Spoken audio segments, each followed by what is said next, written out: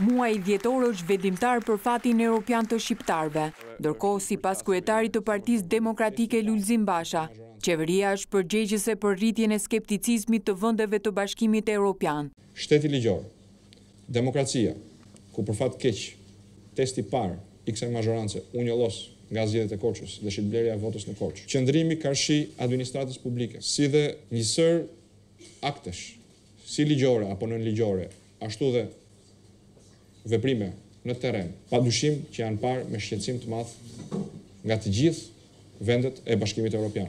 Të qenurit transparent, siç është rasti i Parlamentit holandez, nuk do të thotë që ky skepticizëm është ngushtuar vetëm tek një vend. Ndaj detyra jonë është më e madhe se kur që t'i bindim, por jo me fjalë, me vepra. Në 3 dhjetorin e liberalizimit të vizave, gjatë një bashkëbisedimi me studentë të Universitetit Ndërkombëtar të Tiranës, Basha theksoi se shqiptarët ishin arkitekt të shëmbjes së izolimit nga Europa. Ndërkohë, sipas tij, demokratët fituan sfidën për t'i rikthyer dinjitetin evropian shqiptarëve.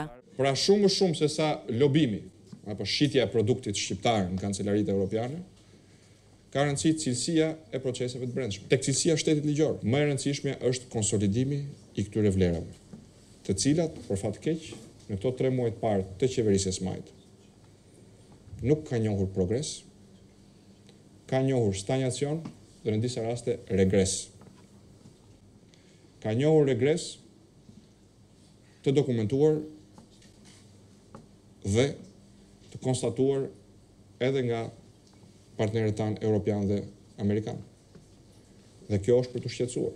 Numri 1 i demokratëve ju përgjigj interesit të studentëve edhe për zgjedhjet në parti, duke u ndalur tek 2 shtyllat kryesore të procesit.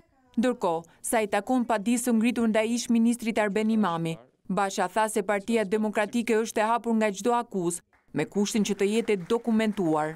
2 janë shinat e këtij procesi: rigjenerimi i Partisë Demokratike nëpërmjet rinisë dhe ribashkimi i të gjitha kontributeve historike në Partinë Demokratike. Duhet përsëris se Partia Demokratike është e vendosur për një luftë të vërtetë kundër korrupsionit, se në fakt, pa një luftë të vërtetë kundër korrupsionit nuk mund të ketë dhe nuk do të ketë përparim të qëndësishëm të vendit.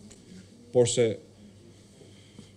tymnajat, ret, propagandistike dhe shoqët jo vetëm nuk e luftojnë korrupsionin, por shërbejnë edhe si një organ i madh për të mbuluar përgatitjet apo korrupsionin që tashmë ndodh në nivelet të larta menaxhuese dhe qeveritare të vendit.